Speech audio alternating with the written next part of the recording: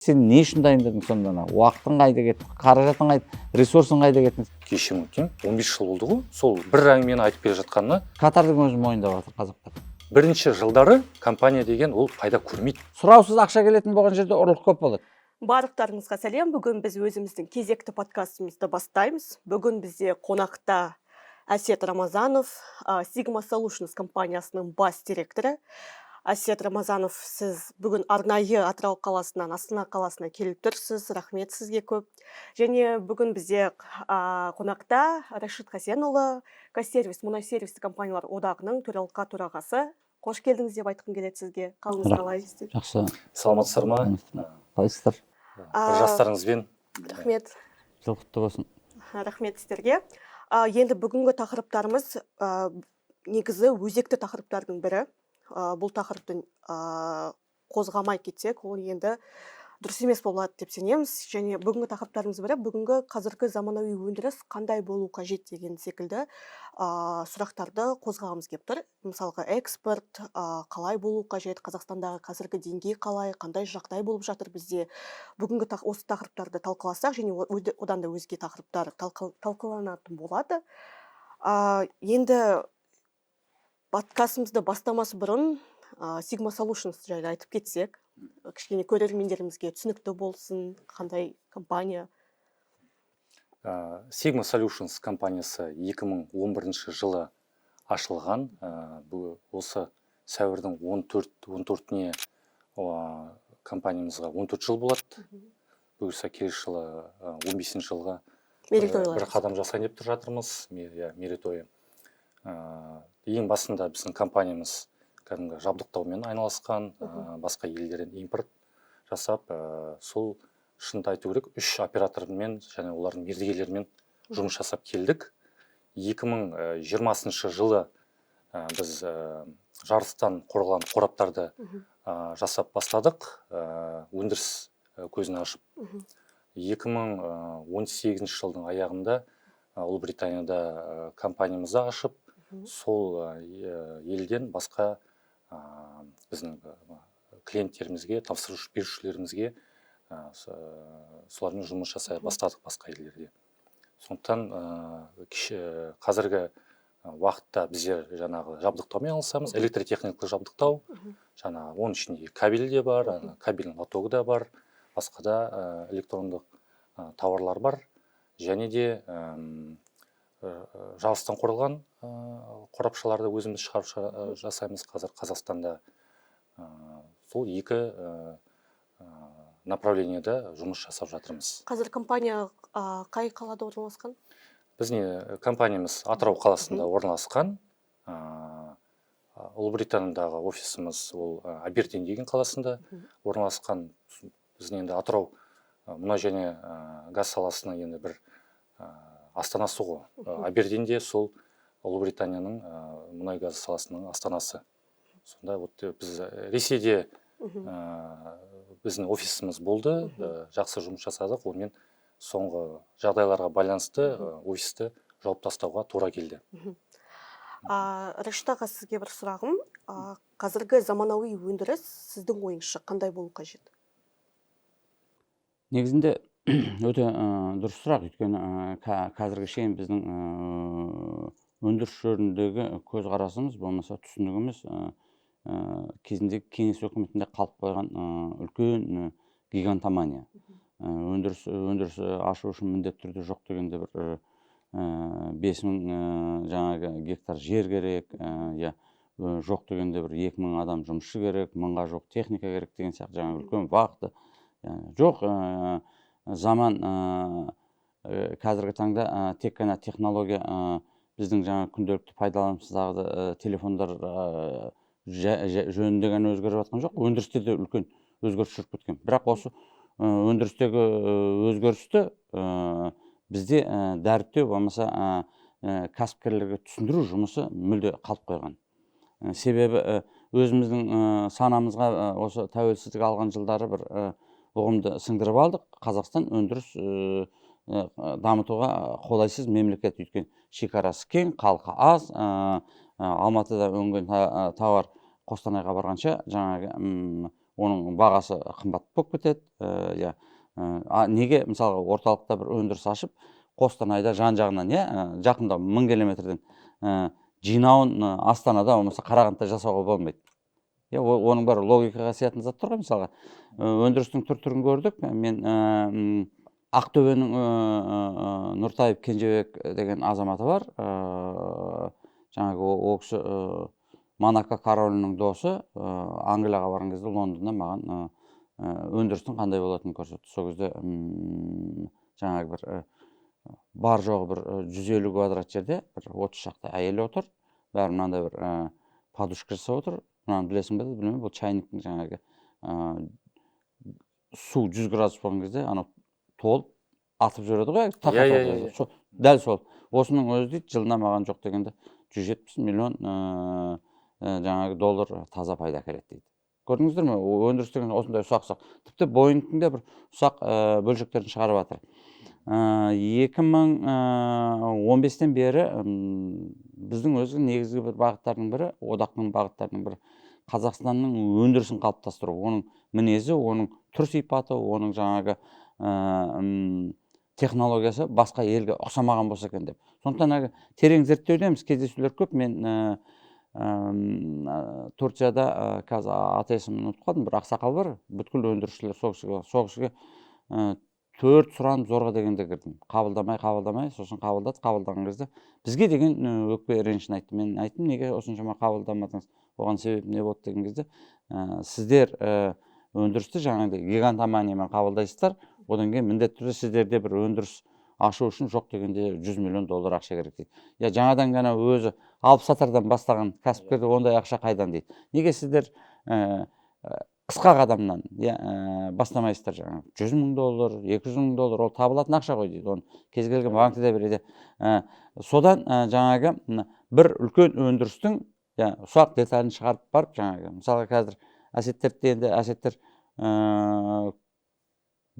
сол компанияларын құрған кезден бастап бірге жүрген әріптестеріміз ғой, одақтың белді мүшесі. Бұлардың өндірісін қалай дамып жатқанын біз көріп отырмыз ғой. Мысалы ақырын жылда бір бөлшекті қосады, екінші жыл бір бөлшекті қосады, олар бірден шығып кетпейді. Сондықтан қазіргі таңда кәсіпкерліктің өзінің деңгейін алып қарайтын болсақ, мысалға жай ғана алып сатудан бастап, одан кейін жаңағы импорт тасу, одан кейін барып жаңағы өндіріске көшу, өндірістен барып жаңағы үлкен жаңағы инвесторға айналу, мысалы. Оның да этаптары бар. Қазір эволюциясы, мысалы қазіргі таңда міне осыны не істеймін деп жүрген қазақтарға түсіндіре қоятын жаңағы алаң жоқтың қасы деп айтсақ болады. Мысалы қазір біздің енді жобалау жұмысында жүрген, болмаса құрылыс жұмысында жүрген, қызмет көрсету саласында жүрген компаниялардың қаражаты жеткілікті ғой. Мысалы жоқ дегенде мысалы 50-60 миллион доллар ақша бар деп айтсақ болады. Бірақ қазіргі таңда оларға екі жұмыс істеу керек, өндіріске көшу үшін. Міндетті түрде біріншіден жаңағы үлкен жаңағы әріптес табу керек шетелдік. Екіншіден сіздер сияқты, мысалы. Екіншіден шынында да мамандар қажет. Енді мене бір сұрақ туындайды. Бізде Қазақстанда өндіріс қаншалықты дамыған? Енді қараңыз, егер 3 ірі оператор ТШО, НСС, КПО-ның Қазақстан товарын алып отқан пайызына қарайтын болсақ, 4%, 3-4%. Мысалға енді 24-ші жылы КПО 18%-ға жеткізді дейді. Мысалға Қазмұнайгаздың өзінің қазақстандық өнімдерді алып отырған 27%.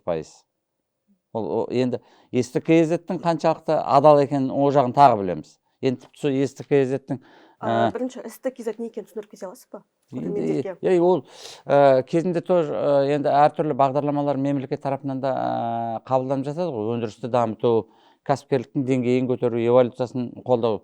Тура сол кезде мысалы қазақстандық өнімді күшейту үшін және де Қазақстан енді түбінде Қазақстан пайдасын ұлғайту ғой енді шындап келген кезде. Бұл жерде экономикада басқа ойда арманда жоқ.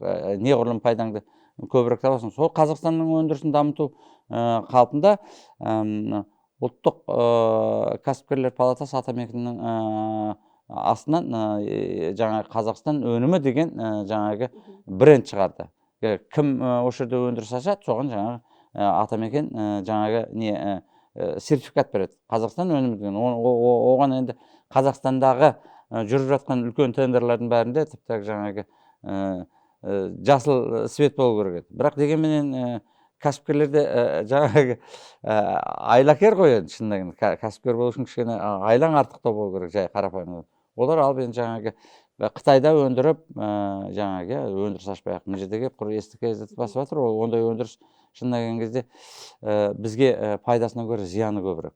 Өйткені демек Қазақстанда тауар жасалған деген дәлелдейтін қағаз. Оның бір долемесін содержание өтеді. Жақында премьер-министр өз сөзінде айтып кеткен болатын. Бізде Қазақстанда көптеген өндірістер Қазақстанда жасалынған деген сертификат алып алып, дегенмен де сіз айтып кеткенде Қытайдан мысалға алып жүр. Қытай, Ресей. Қазір осы мақсатта осыны тоқтату үшін біз нелерге қараймыз деді. Суды қолдануы, светті қолдануы. Бұл қаншалықты тиімді мысалға ұсыныс. Бұл осымен мысалға арамы адамдардың айлакер кәсіпкерлерді тоқтатуға бола ма? Әрине.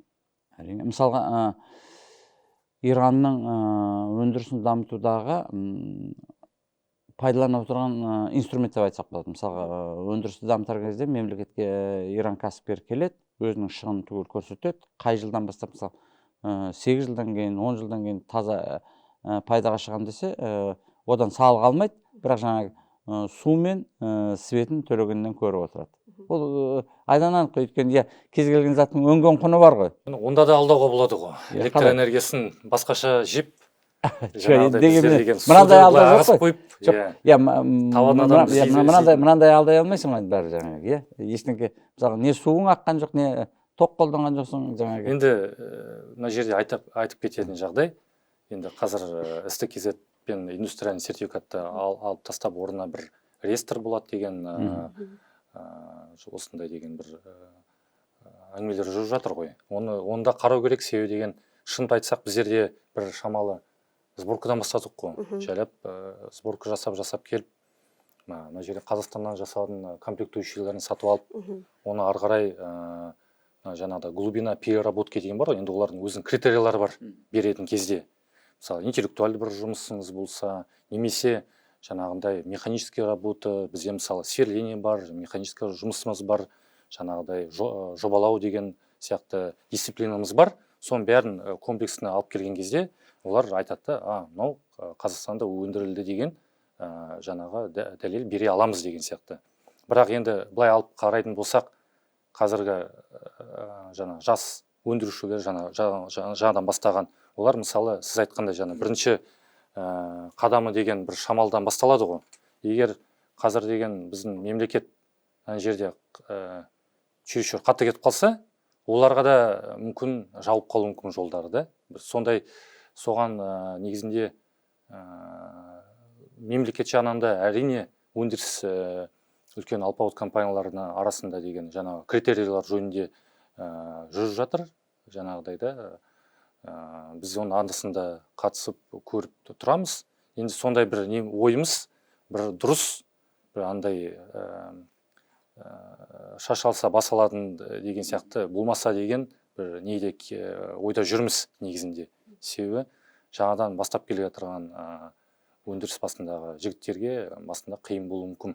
Олар деген сразу келіп, миллиондап оборудование сатып алып деген глубина переработки осыны айтем деп шамал қиындау. Осы жайлы мәселе, мысалға, көбінесе мынандай әңгімелер көп қозғалынады. Енді бастағысы келген кәсіпкерлерге банк жағынан несие берілмейді деген.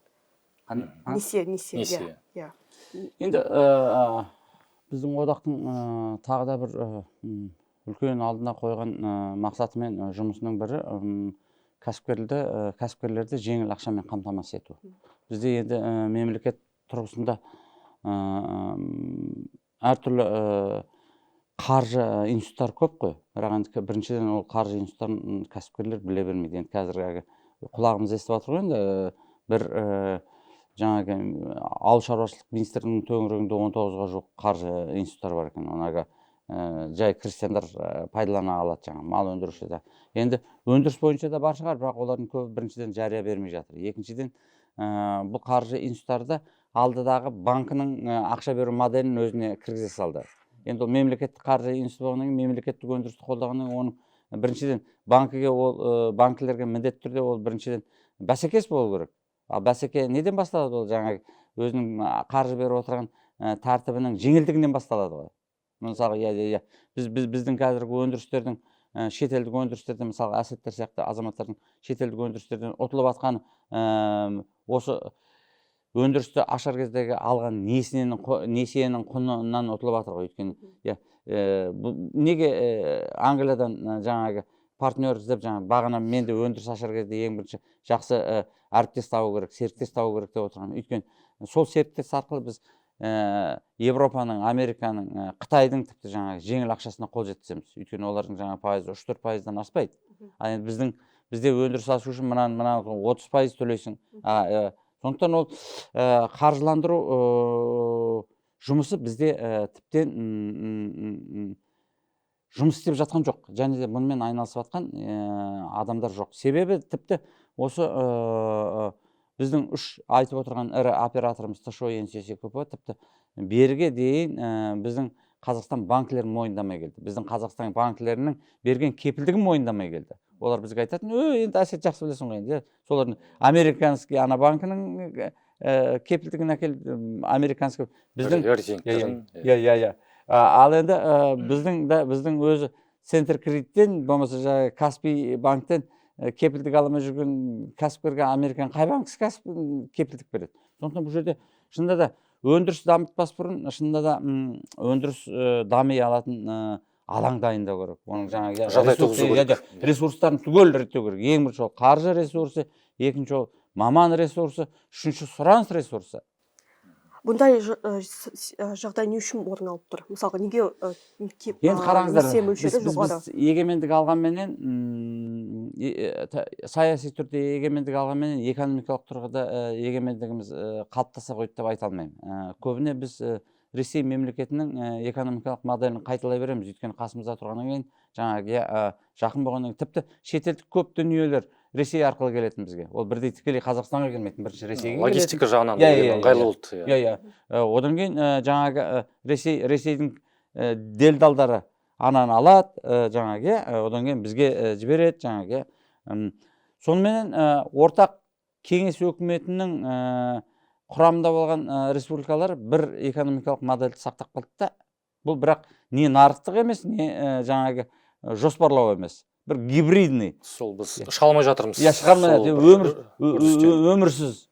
Сондықтан бізге шынында да қазір неге Қытай жылдан ғарыштап дамып кетті? Өйткені ол алды өзінің моделін ойлап тапты. Ол біріншіден кәсіпкерлерге ыңғайлы модель. Мысалы, Қытайда тіпті мемлекеттік субсидия бар ғой, тіпті банкілердің жаңағы қаржы институттарының жағдайы жетпей жатқан кезде мемлекет өзі барып қаржыландырады. Егер мемлекетке түсіндірсең, мына жоба тиімді, болашақта 3-4 жылда жаңағы мемлекетке ауқымды қаржы әкеледі, екінші тұрақты жұмыс орнын қамтамасыз етсең, мемлекет өзінің қалтасынан ақша салып кіріседі. Ол жердегі тіпті пайыздар 1,5-2%.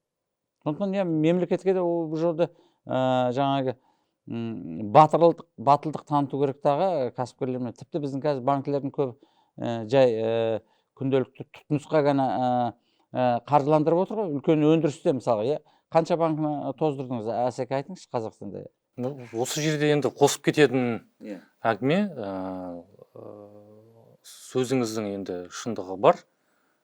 Қазір деген біз Ұлыбританиядағы партнерлармен жұмыс жасағанда, олар жылайды. Біздер деген жаңа ковидтан кейін жаңа банктың проценті көтеріліп кетті, пайызы, жаңа банк интерест рейт. Мен сонда сұраймын, қанша процент? 5, әрі кетсе 5,5%. Жаңағыда. Мен ол деген өндірісті айтып тұрған жоқпын. Кәдімгі күнделікті жаңа сауда-саттық маңайында жүрген адамдар алған кезде сондай процентпен алады. Біз бүгінгі күнде, мысалы, Халық банкпен жұмыс жасаймыз, бізде бір 21 ма, қателеспесем, 21-22%. Сондықтан былай қарап отырсаңыз, адамдар, азамат жігіттер өзінің өндірісін ашқысы келеді. Енді өзінің капиталмен өсу қиын. Енді әрине біздер мысалы 2011 жылдан бастап ол жаңа айтып жатқанда эволюция болып, бір 10 жыл жұмыс жасадық. Мына өндірісте клиенттеріміз бар, сосын деген партнерларымыз бар. Ол деген мысалы жарылыстан қорғалған қораптар дейміз ғой. Сол сферада қай компания комплектующий арзанырақ сатады, жаңа қайсысы сапалы жасайды деген сияқты. Олар бізді білет, біз оларды білеміз. Соның арқасында бір сол ойға келдік. Неге Қазақстанда өзімізге шығармасқа деген сияқты. Оған да бір уақыт керек болды. Сол ол да бір сразу келетін бір ой емес қой. Ой келсе де ол ар жағында көп ресурс, мысалы капитал жиналды деп айтайық. Бір кезде біз аламыз бизнес план жасаймыз, 5-7 жыл деп жаңағыдай и сол бойынша жоспармен жүреміз. Дегенмен де одан кейін жоспар бойынша ол жүрмейді. Себебі деген жарты жыл сайын, бір жыл сайын бір кенеттен бір жаңағыдай жағдайлар болып қалады. Теңге түс құлдырап кетеді, немесе соғыс басталып кетеді, жаңа логистикасы бұзылады. Ол комплектующий сататын компанияларда да бірталай проблемалар бар өздерінің. Соны айтып келген кезде біздің осы жерде банкке барамыз. Банк сонда деген сауда саттыққа енді алатын бұлар, алып та жатырмыз. Қайда кетеміз басқа, бірақ өндіріс ашам десе, ондай процентпен ешкім бармайды. Әрине біздің мемлекетімізде ойлар енді дұрыс қой, түрлі фондтар бар, жаңағыдай даму деп жатыр, жаңағыдай Казиндустрия деп жатыр, Казэкспорт, фонд развития промышленности деген бар бірталай потеректің несінде бар. Онымен онда да ақшаны алу, қаржы алу өте қиын. Жақсы, біздер деген 14 жыл біздер бір банковский историямыз бар, жаңағыдай бізге жеңілдеу беретін бұлар, бізде активтарымыз бар. Ал сіз деген жаңа бастап келе жатырған мекемеде оның артында активтері жоқ. Оның тек бұл жобасынан басқа, пландарынан басқа, бизнес планынан басқа мүмкін артында ештеңе жоқ болар. Сонда олар қалай алады? Андай 22%, 20%-пен қалай алады? Ондай қалай ол ісіне артады сондай проекттерді? Ол өте күрделі мәселе. Ол бір жағынан айтылықты біздің өзіміз күнделікті көріп жатқан проблемамыз.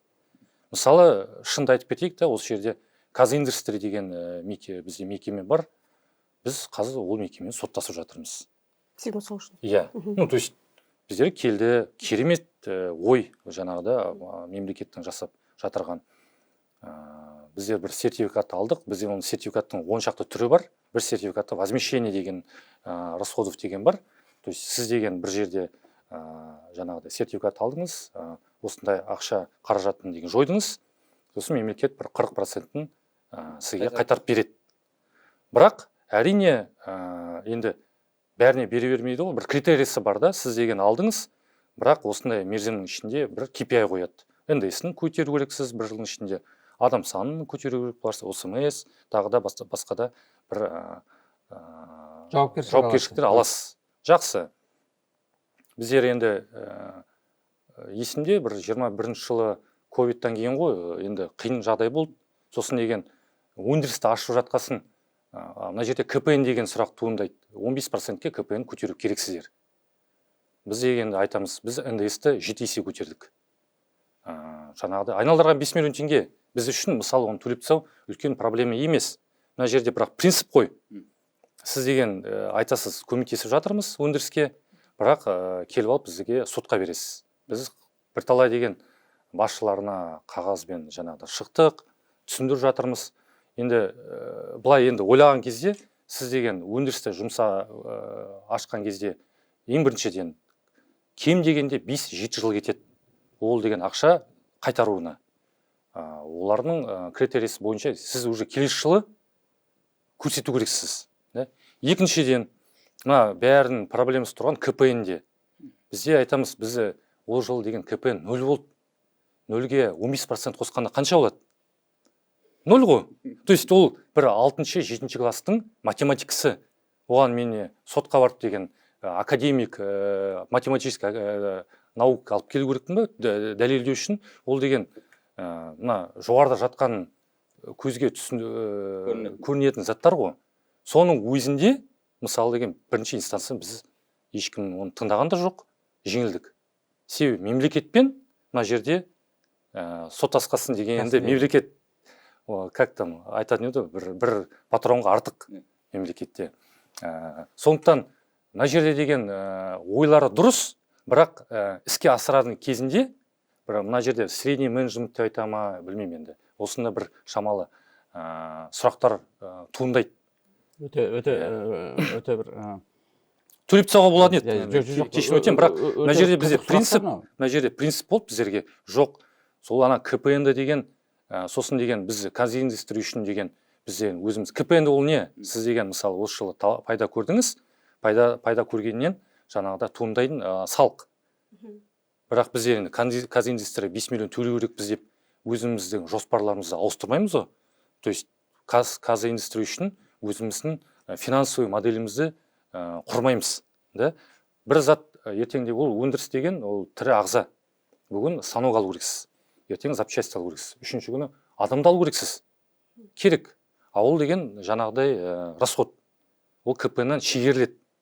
Сонда деген бірінші жылдары компания деген ол пайда көрмейді. Ол керісінше бірінші жылдары тек инвестициямен жаңағыдай сатып алу, жаңағы оборудование расходтармен жүреді. Сонда мен ойлаймын да, осы жерде KPI салып жатқан кезде неге біздің деген елдің ағалары жаңағыдай да соны ойлап жасап жатқан, критерий салып жатқан, неге соған жеткізбейді деген сияқты бір ой. Қосып берейін, не ойың? Қараш. Дәл сол ковид кезінде жай кәсіпкерлер түгіл, ТШО, НСС, КПО операционкасына несие алған кез болды. Үлкен 3 оператор. Ол бір. Екіншіден, негізінде жаңағы сіздердің жай ғана бір шағын қарым-қатынастарыңызбен мемлекеттік қаржы институтымен бүткіл мемлекеттік қаржы институтының мінез құлқы білініп тұр. Бұл жерде қаржы институты қалыптасқан кезде оны мемлекеттің пайдасын ұлғайту үшін қойған жоқ. Бұлар жаңағы өздерінің тіпті негізгі мақсатында дұрыс қойып жатқан жоқ. Бұлар кәсіпкерлерді дамыту. Ал енді кәсіпкерді дамыту арқылы мысалға кей кезде штучный товар өзі, қазір бізде шынымен өндіріс деген. Штучный товар енді өзіміз, былтыр 3 семинар өткіздік, бүткіл Қазақстанда 2 рет аралап шықты. Сонда біз байқадық, өндірісшілер штучный товар. Енді осылардың санын көбейту арқылы, бұлардың төлеген салығы арқылы мемлекетті байытудың орнына бұлар бір өндірісшімен келіссөз жүрсе, соның шамасы келгенше пайда көріп қалудың амалын істейді. Бұл өте қате философия. Бұл бір. Бұның бәрін неге бұлай істеп жатыр деген заңды сұрақ туады. Біріншіден, бізде қазіргі таңда мемлекет құрамында өндірістен көтерілген азаматтар жоқтың қасы. Өйткені өндірісті дамыту үшін адам өзі өндіріс қалыптастыру керек қой. Жоқ дегенде бір 3 адамға жұмыс берген адам. Қазанда қайнап жатса, ол сол проблематиканы біледі. Қалай шешу керек екенін де біледі. Біріншіден, Қазақстанның кәсіпкерлік тарихын терең оқу керек. Екіншіден, шынында да ол өндіріс ашқан азамат болу керек. Болмаса жаңағы үлкен өндірістің төңірегінде жүріп, өндірісшілермен қарым-қатынасты болу керек. Қазіргі таңда енді мен шешім қабылдап жатқан мамандардың жаңағы біліміне ешқандай бір күмән келтірмеймін. Жақсы білім алған шығар, бірақ тәжірибелерінің аздығы, тәжірибенің аздығы ылғи көрініп қала береді. Осындай бір жаңағы элементарный бытовой. Ауру болса әдет қалмайды деп айтады. Бір немен қалыптасып қалған сол позициямен жүре береді. Енді қараңыз, бізде мемлекет тәуелсіздік алғалы бір жоқ дегенде 4-5 бағдарлама қабылданды. Ескі бағдарламаны көтере береді де, бірақ қазіргі таңда өндірістің, технологияның тіптен өзгеріп кеткені. Кей кезде есептелмей жатады. Қазір мысалға біз мына жерде сібірткі шығаратын өндіріс туралы әңгіме айтып отырсақ, мысалға алпауыт мемлекеттер чип жөнінде әңгімелесіп жатыр, болмаса Марсқа барып егін егу жөнінде әңгіме қылып жатыр, су тасуда. Енді біздің құндылықпен мына құндылықты алып қарайтын болсам, бұндай негізінде мемлекет өзгеру үшін шынында да кәсіпкерлермен қарым-қатынасты түзеу керек.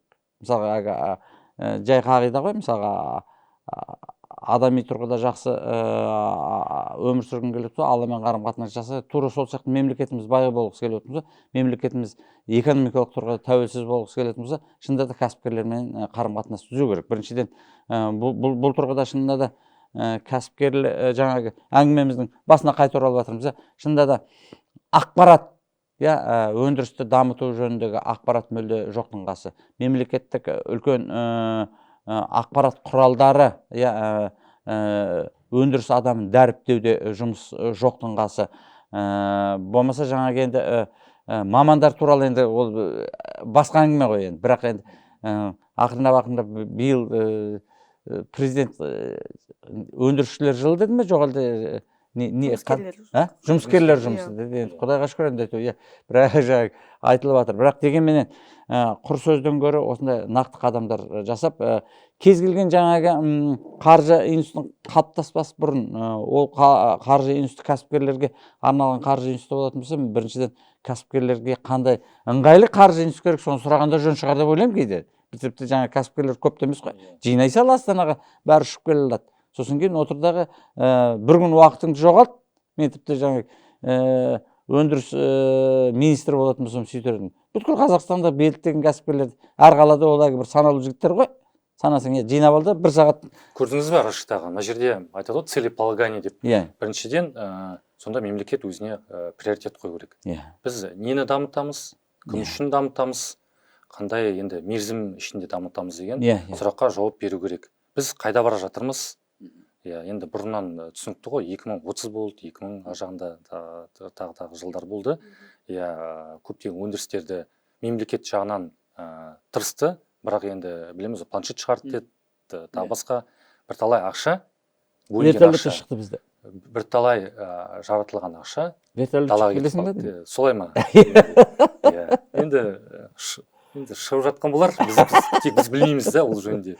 Сразу экспортқа кетіп қалады. Сондықтан, мысалы қазіргі уақытта, соңғы жылдарда шынды айту керек, Бектенов мырза келіп жатыр, жаңағыдан Хасенов мырза, олар деген кәдімгі жергілікті местное содержание сұрағында жергілікті қамту жағынан өте күрделі сұрақтарға бір сұрақтарын іздеп жатыр да, ол жауабын іздеп жатыр да, және де айтуға болады, енді енді жүйелі түрде болып кетпесе де, бірақ бастамасы бар, біздер оны сезіп жатырмыз. Енді мен бәрі үшін жауап бере алмаймын, бәрі үшін айта алмаймын, бірақ біздер енді үш оператормен жұмыс жасаймыз ғой. Әсет, неге жаңа екі адам осыны өзгертіп жатыр, білесің бе? Өйткені бұлар кеңестік жүйеде жұмыс істемегендер да. Бұлар жаңа тәуелсіздік алған кезде бір 10-15-тегі жігіттер болған ғой. Сосын мына тәуелсіз Қазақстанның экономикасы қалыптасу кезде жай жаңа шелночный бизнестен бастап бәрі көз алдарында өткендер да. Сосын шетелдер. Мінекей, менеджмент қандай болу керек? Енді 40 жылда ел өзгереді деп айтады, сондықтан осындай бір өзгерістер бар. Сол үш операторда енді бір критикаға тете береміз біздер негізінде. Олсыз да болмайды. Себебі деген жауаптарын кейбір сұрақтарымызға алмай жатырмыз. Бірақ дегенмен де прогресс бар. Бірақ мына жерде сұрақ, біз енді 30 жылдың ішінде бүгін күні сіз айтып кеткенде жаңа 7%-ке жеттік. Сонда біз дайынбыз ба күтуге тағы 30 жыл? Ары қарай 7 немесе 10% көтеруге. Мен ойымша осы жерде бізде шамалы конфликт бар да. Мысалы, үш операторда оларда да түсінікті ғой, енді технологический нелері, требованиялар өте жоғары, өте мына жерде жобалауға қиын келетін жаңағы да проекттер оларда. Дегенмен де енді 25 жылдың ішінде сол неге қозғалыс жоқ? Біздерде дегенде өзімізді бір енді артық кетіп жатқан бар. Мысалы, чемпион ретінде сезінеміз. Неге? Себебі біздер деген осы үш оператордың бүкіл жаңағы критерийларына сиямыз. Жаңағы международный сертификат керек па? Ол ұлтаралық ATEX-іңіз керек па? ICX-іңіз бізде бар. Жаңағыда тәжірибе керек па? Тәжірибеміз бар. IMBC центрді ашты, мысалы да, ол бір енді бөлек әңгіме болар деп ойлаймын, тақырып деп. Бірақ ол IMBC-ден ең бірінші 4 компанияның біріміз өткен, жоғарғы кәдімгі бал алғанда. Сонда бәрін өте келе, біздер мысалы деген осындай жетістіктерге жете алмай жатырмыз. Сонда біздер жаңа оффтейк контракт деген сұрақтар ол енді тағы тақырыптың бір несі болар бөлек. Ала алмағанда басқа компаниялар, оларда жаңа международный сертификаттар жоқ, немесе басқа да бір критерияларға сыймай жатыр. Сонда ол компанияларда қалай жұмыс жасайды? Біз кіре алмай жатырмыз сол КПО компаниясына да, қанша жүрміз, оларда бір шамалы критиканы қатты ренжиді. Көтере алмайды. Бірдеңе жазсақ, енді жауап бермейді. Дұрыс конструктивно кейбір уақытта болмай қалады. Енді бәрі деп айтпаймын, кейбір адамдар.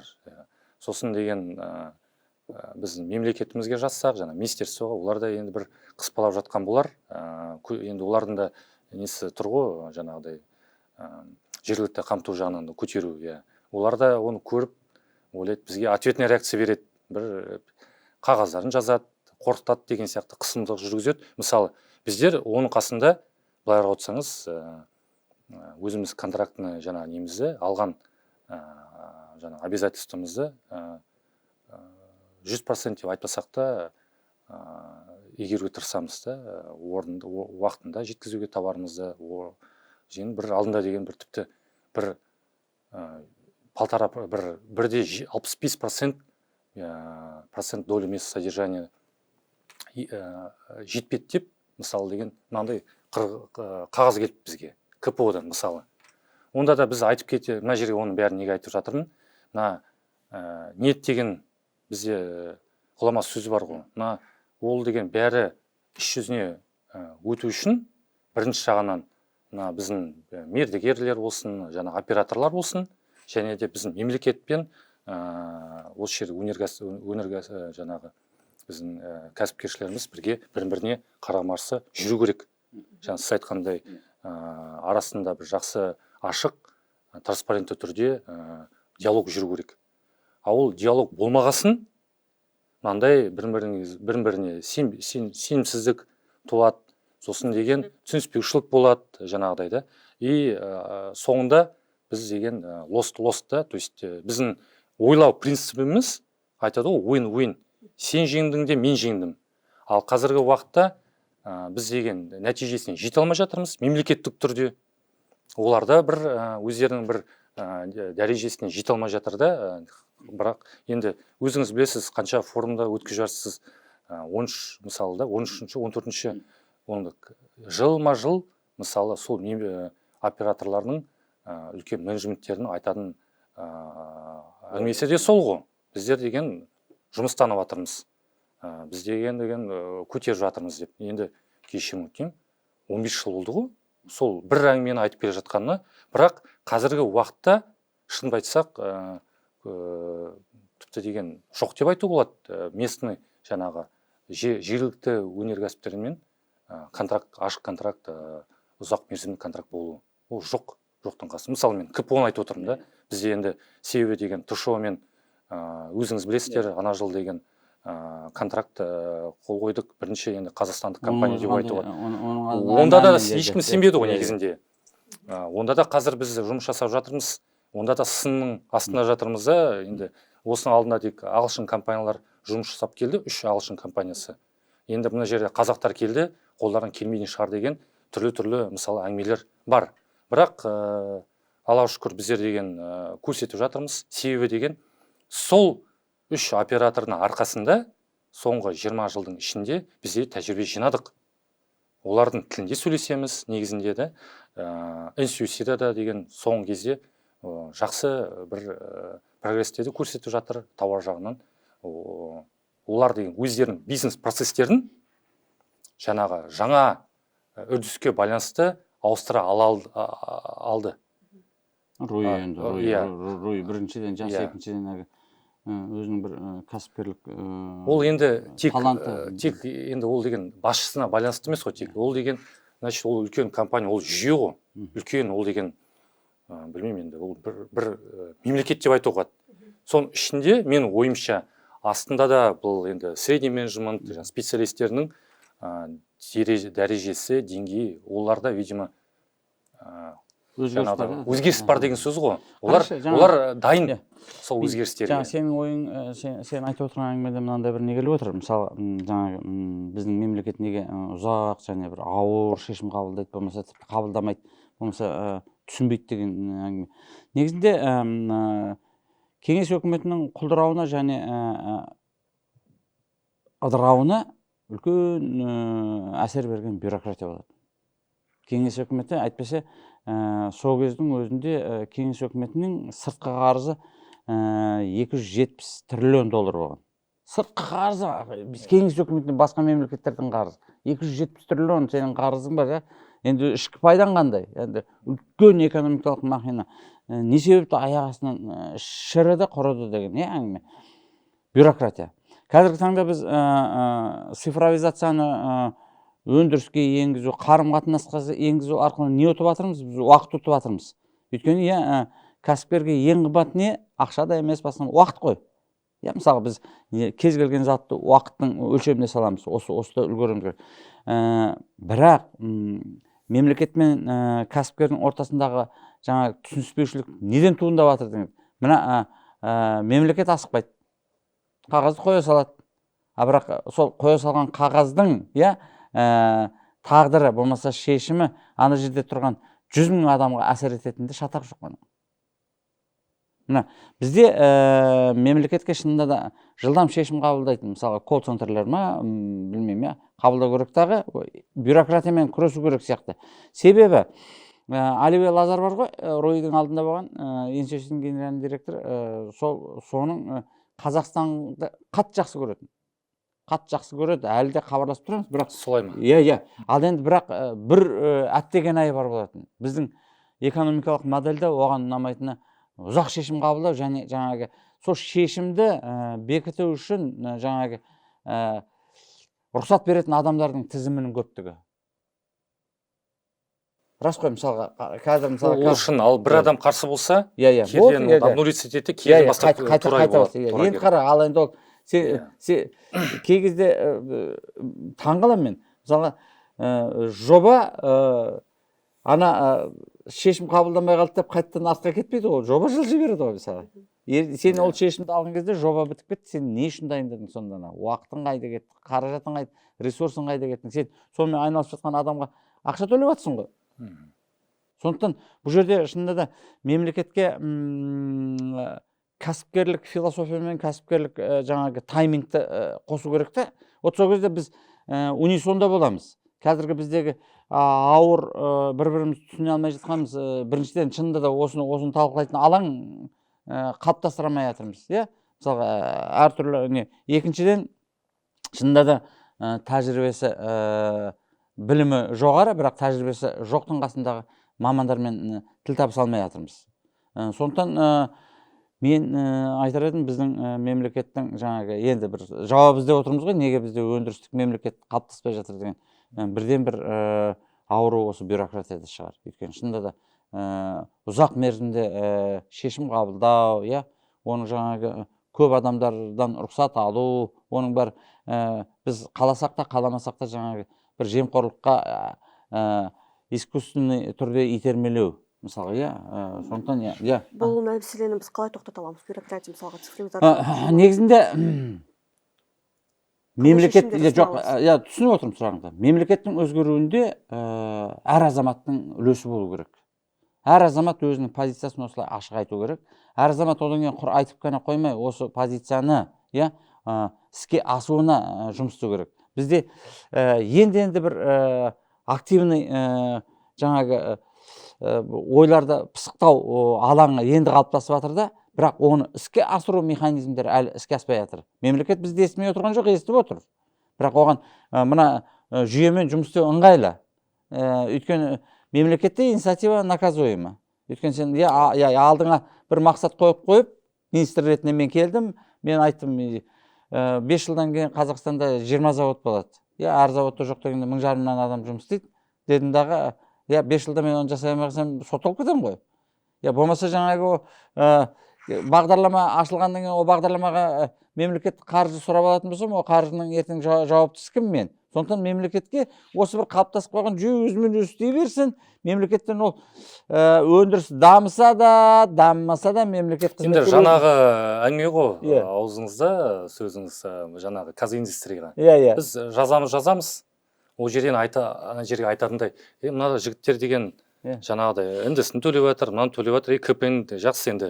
шешімді басқаша өзгертіңдер деп айтатын адам деген өзіне бір не алу керек қой, жауапкершілік алу керек қой.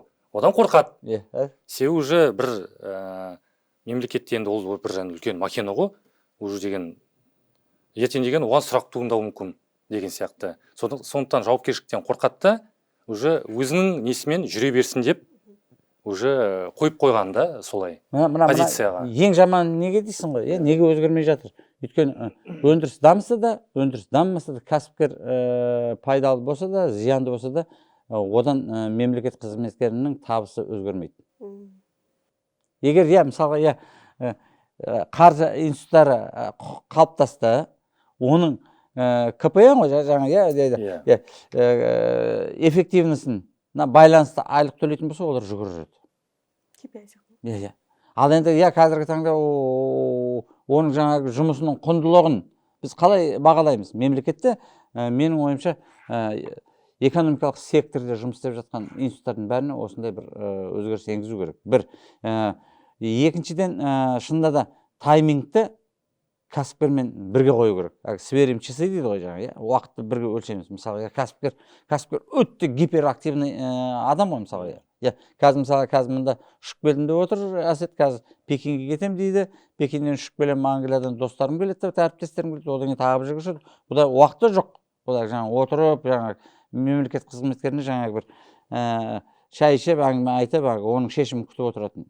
Өйткені келісімшарт мәжбүрлеп жатыр да жылдам қимылдауға. Бізде келісімшарт шынына келген кезде бір маза бермейтін двигатель ғой. Біз келісімшартты алдық, мойнымызға міндеттеме. Ол міндеттемені біз орындауымыз керек. Біз міндеттемені орындамайтын болсақ, біздің мемлекеттің бюрократиясы оның қасында түкке тұрмай қалады. Біріншіден жаңа реестр недобросовестілікке кетіп қаласың, екіншіден жаңа қаржылай айыппұлдарың кетеді, үшіншіден сен команданы жоғалтасың, өзіңе деген сенім жоғалтасың, болды, нарықтан шығып қаласың. Осы сұрақтарға бір өзім жағынан айталып келетін болсам, жаңа қазинвестор айттым, одан басқа даму деген бізде бар да, қор, сосын деген тұшау жағынан CDIF деген бір 249 миллион ақша Шеврон жағынан тұр, игерілмей, былай айтсаң қанша жыл өтті, сонда бір 2-3 компания алды, ол да бір Атыраудан емес. Енді Шеврон, былай айтсаң Атырауда жұмыс жасап жатыр ғой. Ол бір медицина саласында, бір IT саласында. Енді ол да керек қой біздің елімізге, бірақ қазіргі жаңа айтып тұрмын, целеполагание бізге если переработка керек болса, неге біріншіден Атырау сол мұнай және газ саласында, неге сол переработкада, енді переработка не біздер машиностроение деп айтамыз, енді өзіміз соған жатқызамыз да, біздің дисциплинамызды. Неге сол направлениеде берілмейді мысалы да, себебі онда да бір нелер бар, сұрақтар болып тұр ғой. Сосын фонд развития промышленности деген бар. Сұрап келгенде біздің батыс Қазақстанда тек вертолет емес, бізде автобустар шығарады екен. Сол автобус қайық бар еще. Солай, ол енді катерлер енді шын бар. Неше катер? Жоқ, неше катер? Мен білмедім, санын білмедім, бірақ енді сіз айтқанда штучный деп айтқасын енді.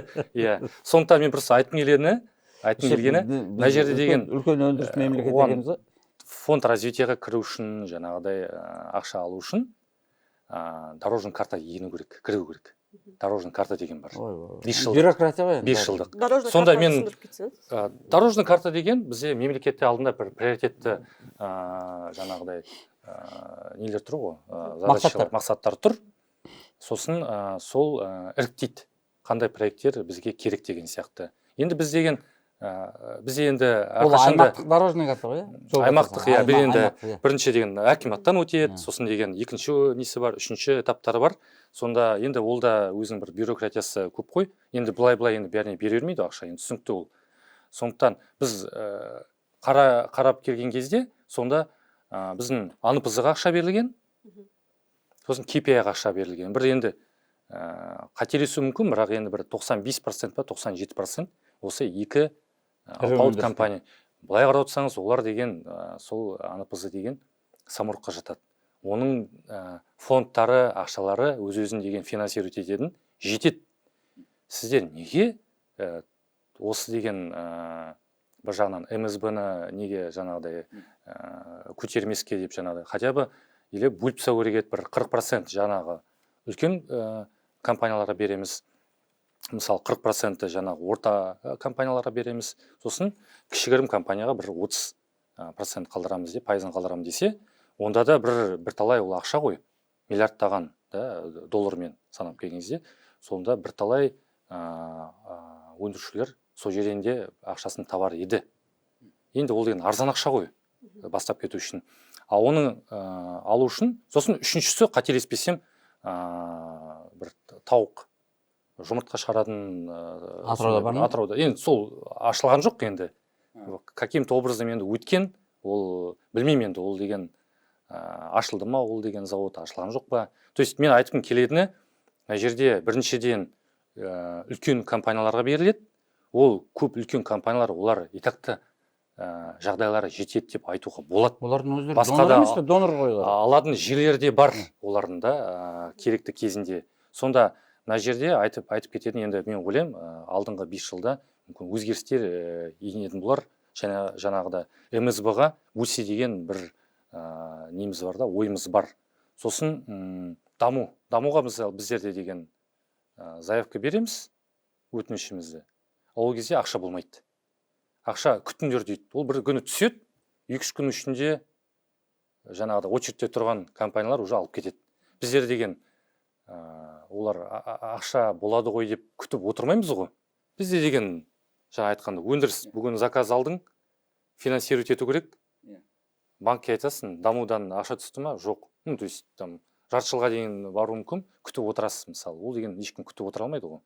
Сондықтан осындай бір шамалы өндіріске қатты өзінің әсерін әкеліп жатқан жоқ деп айтуға келеді. Себебі деген, білмеймін енді кім алып жатқан, пайдасы да тиіп жатқан болар, қалай алып жатқан білмеймін. Бірақ фондтың түрі бар. Бірақ қаншалықты біз тіпті деген оны қолымызды жеткізе алмай отырмыз. Осы жерде коммуникациясы нашарда жаңағы негізінде жаңа әңгіменің барысында біз бір ашық затты байқадық, жаңағы АНПЗ мен KPI алды дедім. Олар біріншіден донор өндірістер. Салынған кезде енді донор боламайды ғой, ол қазір мүмкін донор болар. Төлеп жатқан болар. Біріншіден олар донор. Екіншіден мемлекет неге оларға соншама жаңағы қамқорлық танытып жатқан, неге жеке кәсіпкер. Бұл біздің мемлекеттің экономикалық моделінің түрі да. Бұл тағы да жоспарлау экономикасы. Бұл нарықтық экономика емес.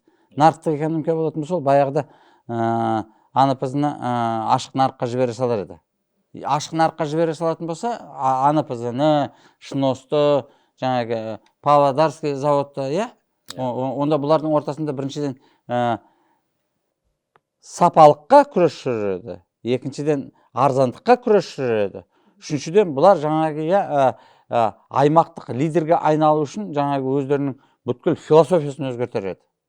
Ал мемлекет ол экспортқа биыл 1 миллион тонна сатса да, сатпаса да мемлекет жаңағы ақша беретін білет. Сосын кейін әрине сұраусыз ақша келетін болған жерде ұрлық көп болады. Оның артын таппаймыз. Ал енді шынында да бұлардың көлеңкесінде жеке кәсіпкерлерге көңіл бөлмей отырғандығы нарықтық экономиканың әлгінге шейін құндылығы жоқ. Өйткені нарықтық экономикаға біз өткен кезде тәуелсіз азаматты қалыптастыра бастаймыз. Тәуелсіз азаматпен сен жаңағы оны тәуелді қыла алмайсың. Сен онымен санасуың керек, сен оның жаңағы пікіріне, ойына, дауысына көңіл бөлуің керек. Бұл ыңғайсыз модель. Өйткені бізде неше түрлі саяси өздерінің амалдарын жасау үшін бізге тәуелді азаматтар қажет. Ал тәуелді азаматтар тек қана жоспарлау экономикасында болады. Сондықтан бұл түбегейлі келгенде жаңа үлкен жүйе. Қазір енді жаңа осыны түсініп жатқан менеджмент келетін болса, шынында да жүйені өзгерту. Мысалы, Қазмұнайгазды, Қазақгазды, ұлттық компанияларды ашық нарыққа жіберу жөнінде неше жыл болды әңгіме жүріп жатқан? Неге кетпейді? егер ол ашық нарыққа кететін болса, сіздер де иә мысалы барып Қазмұнайгаздың қаншама жұмысын атқарып тастар едіңіз. Біздің қаншама иә қызмет көрсетіп жатқан компаниялар иә мысалы қажеті жоқ қаншама Қазмұнайгаздың дочкаларын өлтіріп тастар еді. Рас қой. Бізде мысалы сапа бар, бізде маман бар, бізде жаңағы тәжірибе бар. Оның үстінде жаңағы өзің шынында да жетістік ретінде айтып отырсың. Үш оператордың да менде сенім қаты бар деп. Үш оператордың сенім қатын алу ол оңай зат емес. Үшеуі де жаңағы сенімен кез келген уақытта жұмыс істеуге дайын екенін растап отыр ғой. Әсет, сіздің осы жерде сұрағым, сіздің өніміңізді кім жиі сатып алады? Мердігерлер ме, әлде операторлар ма? Операторлар өздері ме? Жақсы сұрақ. Негізінде біз айта кететін болсақ, операторлар өздері алған кезде негізінде олар өздерінің бір операционный керегіне сатып алады да. Бір енді айталық бір установка болды, кезінде проект болды. Сонда бір оборудование жаңағыдай өзінің естен шығып кетсе, сіздердің өнім қажет болды, соны алды, иә, соны ала салады да. Сосын бір модернизация жасаған кезде алады да. Ал мердігер компаниялар, біз айта кетелік, ол бір капитальный проект, жоба. Сондықтан ол жерде негізінде ақшаның да, пайданың да көбі сонда. Сондықтан біз негізінде көбінесе жаңағыдай EPC проекттермен жұмыс жасап, солар бізден көбірек алады. Оларға да әрине кооператорлар өздерінің жаңағы критерийларын қояды, қазақстандық компаниялардан алыңыздар деген. Бірақ енді өзіміз көргендей, бізде вообще Қазақстанда EPC контракторлар бар ма? Онда да тұр ғой бізде сұрақ. Себебі бұлай жерде айтып кететін болсақ, кейбірде сұрақ қояды. Ол деген сізді неге біз не істеу керекпіз? Ол лобби ғой деп. Мен айтам, кешірім өтінемін, бірақ мысалы FGP өткен кезде проектирование қайда болды? Фармборда болды. Мысалы сол шевроныңыз, сол Worley Parsons'ты, жаңағы Флёріңізді, Wood Group'ты, тағы да басқа там ағылшын және американдық компаниялар өздерімен бірге алып келді кезінде. Мына жерде институция айтатын болсақ, институцияда мысалы итальяндық учредительдер бар да, инвесторлар, Голландияның инвесторлары бар. Бұлар отсаңыз, жаңағы енді біз Сичим бар, жаңағы Кисуай деген компания бар, жаңағыдай тағы да басқа компаниялар бар. Енді мысалы мен деген ана жерде Норвегияның компаниясын көрген жоқпын, себебі Норвегиядан инвестор жоқ бұлар. Сондықтан Бехтелің болсын, ол тоже Америкадан да. Мен сол проекттерде көзіміз жеткені, әр мемлекет өзінің компаниясын алып келеді. Оны былай айтқанда енді лоббировать айтады деп айта алмаймын, бірақ оларға ыңғайлы олар олармен жұмыс жасаған. Бір тілде сөйлеседі, сенімді басқа елдерінде проекттер өткізді. Сонда біздер мысалы жергілікті өндіріс бола тұрып, біздерде деген кім сонда қорғайды? Сосын деген мен айталып кетемін, бір 5-6 еще компания болса екен, бір товарды шығаратын. Әрине арасынан деген тендер өткізіңіз, өткізесіз, соның ішінен ең жем шыққаны ұтады тендерлерді. Бірақ айналайын, біздер деген осы бүгін күнде осы 3 оператордың критерийінсі сиятын бір компаниямыз бүгін күнге. Әлі алдыңғы уақытта болсын. Конкуренция біз үшін керек. Бірақ біз қазіргі уақытта жалғыз компаниямыз. Сонда біз не 10 жыл күтеміз бе ол компаниялар тағы ашылады деп? Неге ол лоббирование болып саналады? Сонда ана компаниялар басқа елдерден келіп жатыр, жобаларын жүргізіп жатыр. Солында ол қалай? Лоббирование емес. Біз өзіміз елімізде ол лоббирование болып саналады. Жоқ, өнген өнімді келісу шарты бар ғой? Біз білмейтін, оны ешкім білмейді.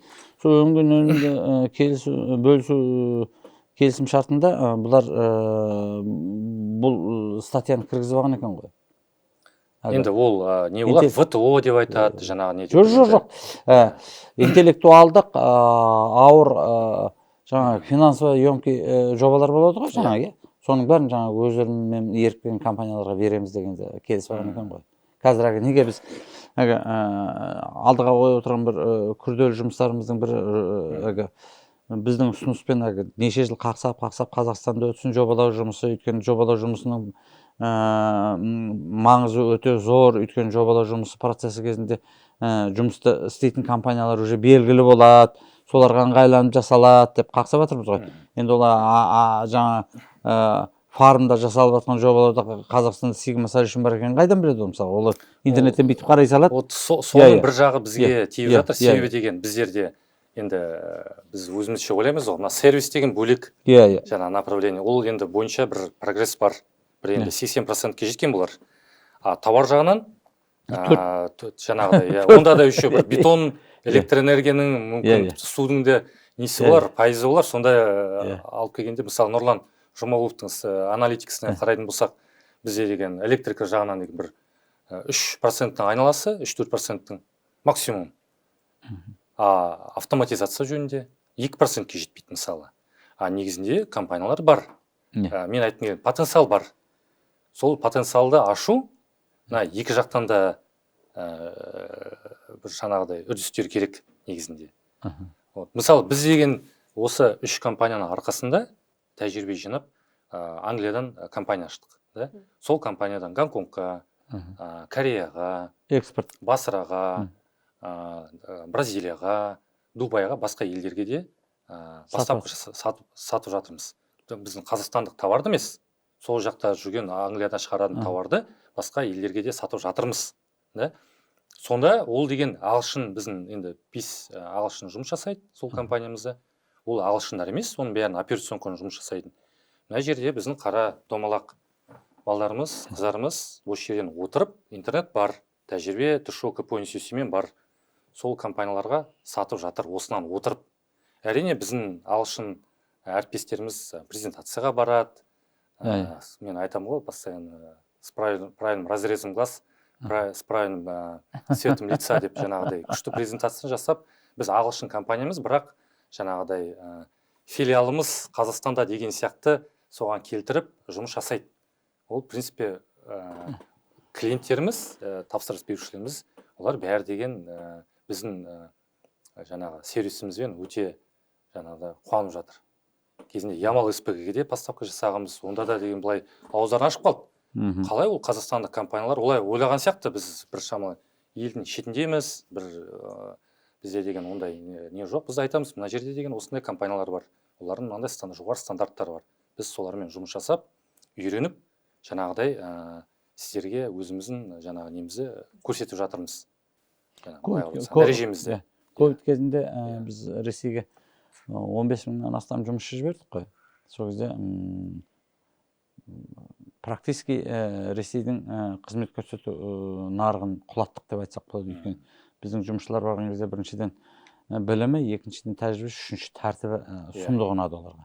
Біздің Ресейдің нарығында шыдамай кеткеніміз екі-ақ мәселе ғой. Біріншіден уақыты ұзақ, 90 күн, енді оған кім шыдай қояды. Мысалы, екіншіден олар Қазақстанға ақша аудармаймыз деді ғой. Ресейде филиалыңды ашасың, сол жерге аударамыз деді. Көрдіңіздер ме, экономикасын қалай? Әйтпесе негізінде Ресей, жаңа өзің айтып отырғандай, Ресей мойындап тастаған қазақтарды. Қазір Катардың өзі мойындап жатыр қазақтарды.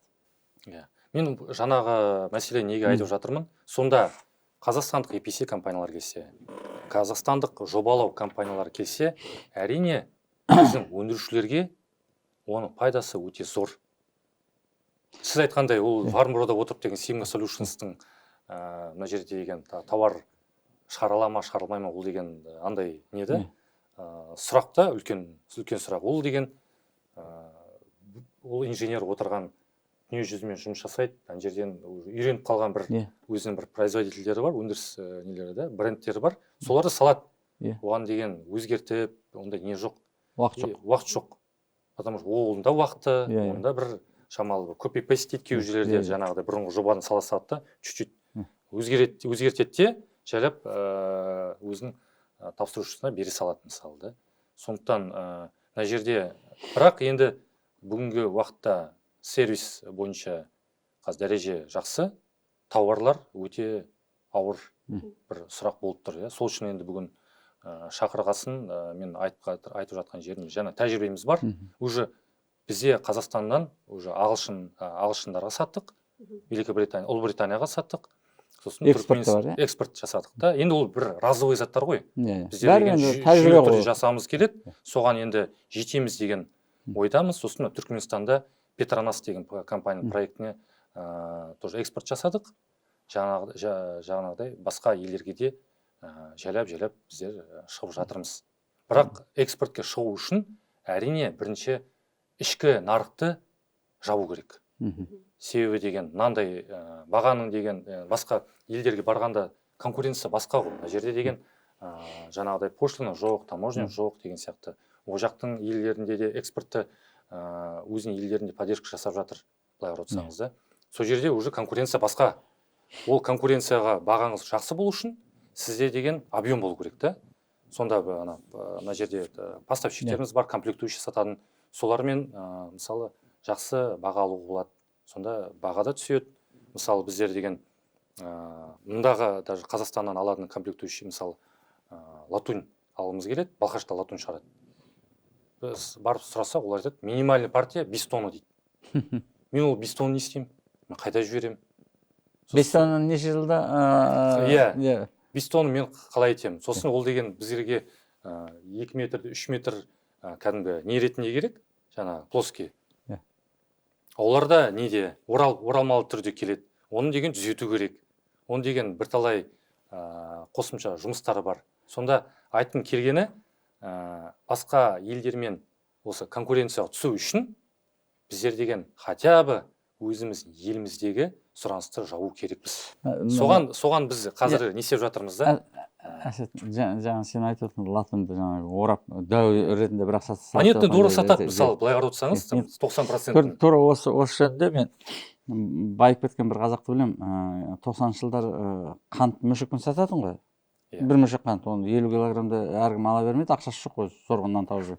Сосын бұл алады жаңағы 1 килограммда фасовать етіп, жаңағы сатады, анау жылдам өтеді. Әр фасовкаға жаңағы бір кішкентайсын ғой, бұл алды да байып кетті жаңағы фасовка. Міне бізде жаңағы ақырында келген кезде жаңағы өндірістің глобальный екенін көреміз да. Алдыда мысалға шағын, даже біздегі бар мықты өндірістердің өзі үлкен, шағын бизнесқа адаптациясы жоқ. Мысалы, ол біліп отыр Қазақстанда осындай сұраныс болуы мүмкін. Мына Россияда 300 килограмм. Оларда адаптация бар жаңағы. Малы средний бизнесқа адаптация бар. Бізде жаңа гигантоманиядан әлі шыға алмай жатырмыз да. Міне осы біз айтқан кезде дәлелмен сөйлеуіміз керек қой. Жай ғана даже өзіміздегі өнімнің өзі, ішкі тұтынысқа пайдалану ауыр. Бұндай жағдайлар не үшін болып тұр? Сонда неге біз бір-бірімізге кедергі жасаймыз? Енді қараңыздар, негізінде мемлекеттік тұрғыда осыған өзгеріс енгізу үшін шынында да премьер-министр шаруаны мықты меңгеру керек та. Сосын кейін шынында да біздегі экономиканың өзі, мысалы бизнестің өзі бір-бірімен тіл табыса алмай жатқан. Бұны тіл табыса алмау деп айту керек.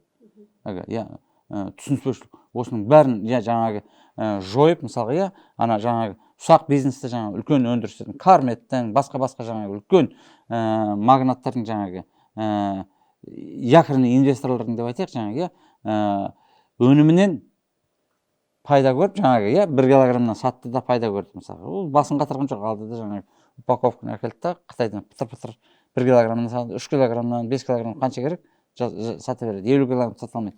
Сөйтті дағы сұранысқа да ыңғайлы қылды, тұтынысқа да ыңғайлы қылды, өзіне де ыңғайлы. Міне осындай даже мінекей сату алу барысының өзінде де бюрократия бұл. Шындап қарайтын болсаң, үлкен бюрократия. Вынуждать, сен 5 тонна ал, айтпасам мен саған бермеймін. Оның не керегі бар? Ол 5 тонна Қытайдың өніміне. Көрдіңдер ме жаңағы, үлкен düzdейміз да. Енді жаңа айта кетерлікті монетный двор бастапқы жасайды жаңағы да, латуньды. Былай қарап отырсаңыз, қазір деген мен өз басым деген қолымда қазір қағаз ақша жоқ. Оның қасында жаңа латуньда тиын жоқ. Қазір ертең деген бәрі енді қазір уақытта деген Apple Pay болсын, жаңа электронды немен төлеп жатыр ғой. Сонда олардың тұтынушылары ертең жоқ болады деген сөз ғой. Сонда оларда уже адаптация жасап, біз сияқты компанияларды іздеу керек негізінде. Қасына цех қоя салды, жаңағы арады дровить ететін, үлкен объемды. Енді олардың да енді бір нелері болар, оларға да мүмкін жаңағыдай ақшаға көз жаңа қол жетпей жатқан бар. Может, оларға да сонда бір оборудование керек болар. Жоқ. Дополнительно осылай жасау үшін. Үлкен контрактқа негізінде мен байқаған кәсіпкерлік тәжірибемде үлкен контракттың бір мөлшерін белгілеп қояды ғой. Иә. Сол жерде жаңағы ұсақ контракттармен бастарын қатырғысы келмейді болды. Ол не қылады жаңағы? Әрине. 5000 тонна, жаңағы 5000 килограммды жаңағы 300-ден бөлетін болсаң, қанша кәсіпкер ана жерде болу керек? Бұл жерде конкуренция болмағандықтан ғой. Конкуренция болмағандықтан, сондықтан көбіне жаңағы біздікілер Ресейге кетіп қалады. Ресейдің жаңағы өндірістеріне ыңғайлы болып отыр. Өйткені Ресейдің өндірісі адаптация жасап алды ғой. Малы средний бизнесқа алды, сұранысына беріп жатыр, барады, ала салады, какая разница. Сондықтан бұл жерде шынында да бізде экономиканы бір картаға сыйдыру мәселесі кішкене ауырлау жүріп жатыр да. Бұның шынында да жаңағы экономикадан, өндірістен үлкен хабары бар премьер-министр, болмаса жаңағы премьер-министр өзінің қызмет көрсететін уақытында белгілейтін бағдарламасын бизнеспен отырып ақылдасып барып жасаған ыңғайлы болар еді. Енді ескірген бизнес модель бойынша, қазір кейбір өндірістер ескірген бизнес модель деп, кейбір өндірістерде ескірген бизнес модель деп айтып жатыр. Соған байланысты сіздің ойыңызша заманауи өндіруші қандай болу қажет? Мен ойымша бірінші жаңағы басшыдағы дұрыс айтып кетті. Парадигманы өзгерту керек. Қазіргі деген заманда біз енді индустрия 4.0 деп айтады. Индустрия 4.0. Уже деген андай Қытайда естіп жатқан боларсыз. Свет өшіп сайтта программамен бәрі жұмыс жасай береді, роботтар. Сондай дәрежеге жатып жатыр да. Бізде қазіргі уақытта бір-екі енді жақсы компаниялар болар. Индустрия 4.0 жұмыс жасап жатқан.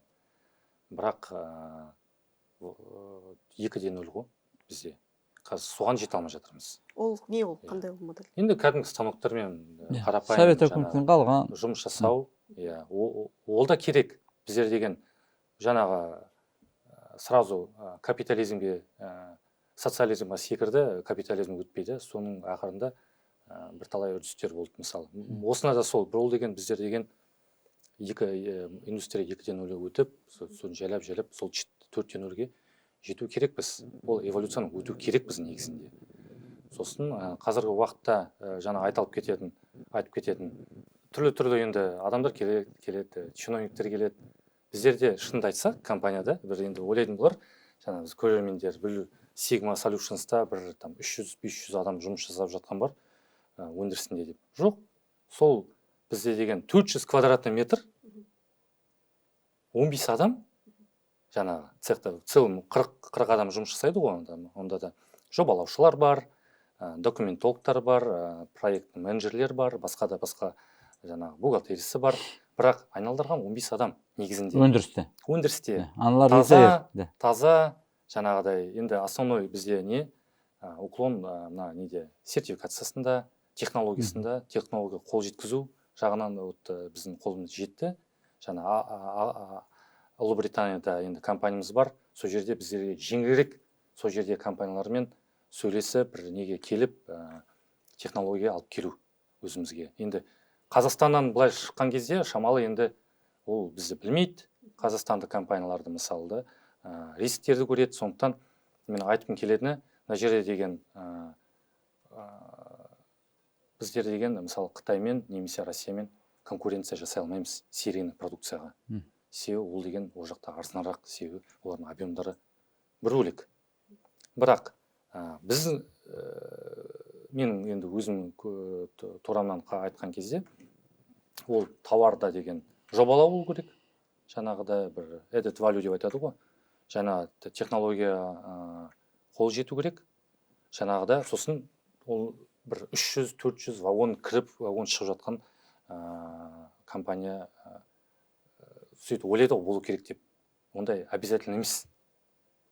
40 адаммен де бір талай экспорт жасап жатыр. Мен өзім Англияға бардым, жаңағы мен сол сұрақпен Еуропада жүрдім, Англияда жүрдім да. Сонда айналдырған бір 30-40 адам жұмыс жасап жатыр. Біз ойлаймыз ғой, ана Еуропадан, Англиядан бізге алып келіп жатыр мына тауарларды. Бір ана жерде деген, мен де ойладым, бір 500 адам, 1000 адам жұмыс жасап жатқанды. Мен барған кезде бір 70-80% family business. Ол жақта Еуропаларда, жаңа ағылшындарда бір 15 сотрудниктер, бір 15-20-25 жыл жұмыс жасайды сол жерде да. Сонда бір 30-40 адам бүкіл дүние жүзіне экспорт жасап жатыр. Олар өзінің нарығын баяғыда жауып тастаған. Ол тіпті деген сұрақта тұрған жоқ. Олар бір-бірімен басқа елде конкуренция жасап жатыр. Бір қаладан шыққан, мысалы, немістер, француздар, итальянецтер, жаңа ағылшындар.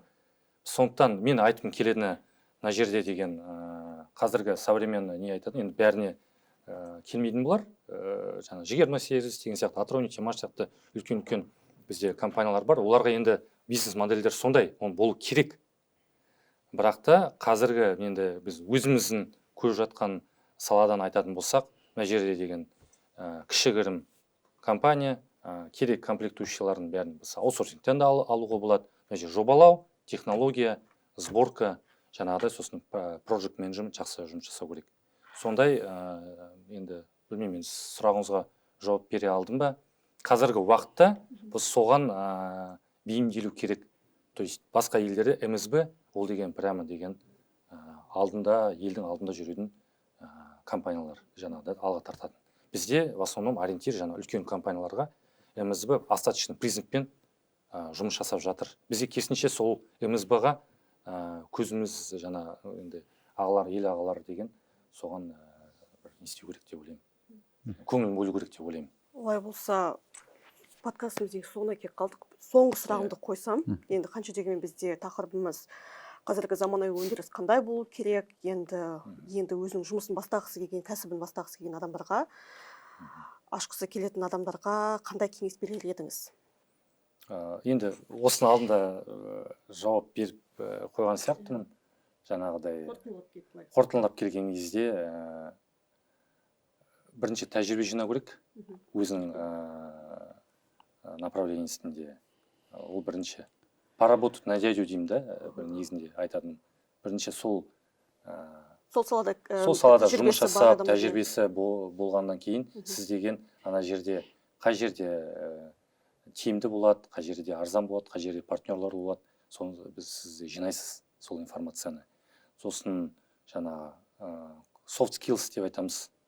Жаңағыда коммуникация, проектті жүргізу, жобаларды жүргізу, сол біздерге чуть-чуть жетіспей тұр. Бізде негізінде қазақ деген дана халық қой. Ақылы бар, шамалы үйретсе алып кетеді.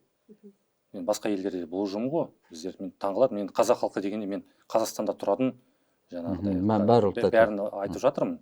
Иә. Тек бізге жаңағыдай қосымша сол soft skills-ті дамыту керек деп ойлаймын.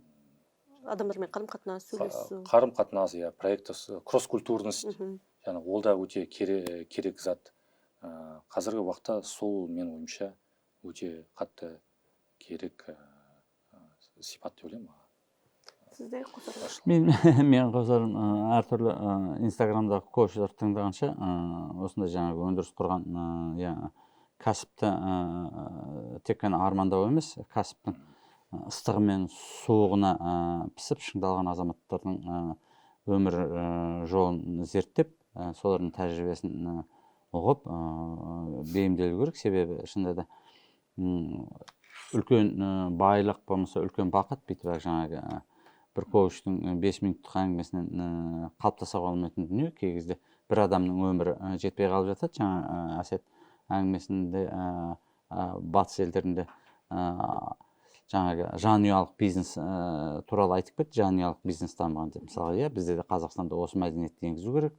Басталған кәсіп ұрпақтан ұрпаққа қойшының таяғы деп қазақтар баяғыда айтқан ғой. Сол жерде осы жанұялық бизнестің основасы жатқан, жаңағы фундаменті жатқан, шындап келген кезде, иә. Сондықтан жаңағы жанұялық бизнес қалыптастыруда азаматтар үлкен мақсат қою керек, амбиция үлкен болу керек. Сосын кейін шынында да бізге бір оппозициялық мінез емес, ал кәсіпті дамытатын, және де ол кәсіп болашақта мемлекетке де үлкен пайда, ұтымды жаңағы шешім ретінде болуын қалыптастыру үшін мемлекетпен ашық сөйлесіп үйрену керек. Бұл жерде жаңағы олай бір мемлекеттік құрылымды өзгерту емес, бірақ жаңағы кәсіпкерлікті дамыту, жалпы экономикалық модельді өзгерту. Біз ара айттық, бар айттық әңгіменің соңында келгенде шынында да өкіметтің экономикаға және кәсіпке араласуы өте көп. Енді ол араласқан кезде тиімді араласып отыр ма, жоқ әлде зияны көп болып отыр ма? Осы мәселені жаңағы ара жігін ашып беретіндей білімнің деңгейін жеткізу керек. Өкіметке де мысалға өкіметтің жасап жатқан жақсылығы да жеткілікті, бірақ кей кезде артық қыламын деп тыртық қылып жатқан дүниелер де бар жаңағы. Сондықтан жаңағы мемлекет үлкен бір жаңағы механизм ғой. Осының жүрісін, қимылын және табысын жылдамдатып, таймингке үлгерту үшін кәсіпкерлерге де жаңағы өзгеру қажет деп ойлаймын.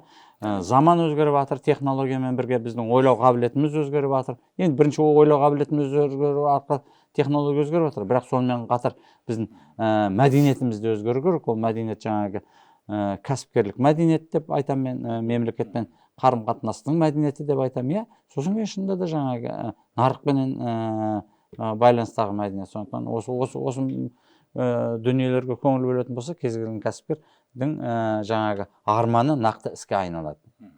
Өйткені кез келген бір ұтымды шешімдер ол кішкентай ғана бір арманнан пайда болады. Әрине. Армандаңыздар, асқақтаңыздар, Қазақстан азаматтарының кедей бақытсыз өмір сүру тіптен ұят, себебі шынында да жеріміздің мүмкіндігі қаншалықты, еліміздің орналасқан шоғырланған жері өте бір тиімді. Мысалға логистикалық тұрғыда болатын болса, жан-жағымыздағы көршілер болмаса, біздің ұлттың мінезінің жұмсақтығының арқасында біз қаншама жер, төрткүл дүниеден қаншама инвесторларды шоғырландырып отырмыз. Солардан біраз тәжірибе алып отырмыз. Бізге де шынында да мемлекетке президентке құрмас бұрын біріншіден біз шынында да мемлекеттік тиімді болмаса мемлекеттің жаңа бір кетігін жабуымыз керек. Сол кезде ғана жаңа әңгіме жарасады. Жаңа құр отырып диван экспорттық жаңағы неден кету керек деп ойлаймын. Ханым, үлкен рахмет. Осындай подкастқа шақырып жатсыз. Раштаға сізге де үлкен рахмет. Қосып кетедім, тек біздің ойымыз мына жерде тек өзіміздің компаниямыздың алға бір нан табу емес. Негізінде біз кішкентай кезімізден қазақ баласын елімізге деп аталарымыздан келе жатыр ғой, бір елімізге қызмет ету керекпіз деген. Сондай идеологиямен өмір сүріп жатырмыз негізінде.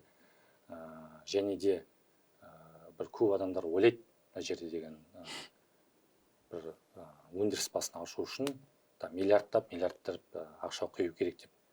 Шынды айтса, біздер де бастаған кезде бір үлкен миллиардтап ақша емес, шамалдан бастадық. Қазіргі бұрынғыдай технологияға қол жеткізу қиын емес. Бұрын ол 10 жыл бұрын, мысалы біз шығарып жатқан зат технология алу қиын болды. Қазіргі уақытта ол вообще проблема емес.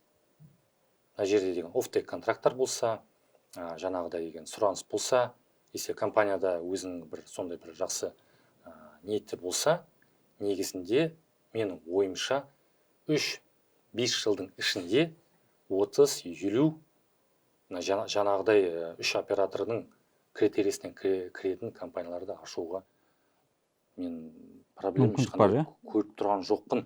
Мен оған көзім жетті. Біз одан өттік. Бізге бірталай азаматтар сұрап жатыр. Қолымыздан жеткенше басқа да ағылшын компаниялар, біз енді в основном ағылшын компаниялармен жұмыс жасағасын, Ұлыбританияда солармен таныстырып та жатырмыз, тәжірибемізбен бөлісіп те жатырмыз.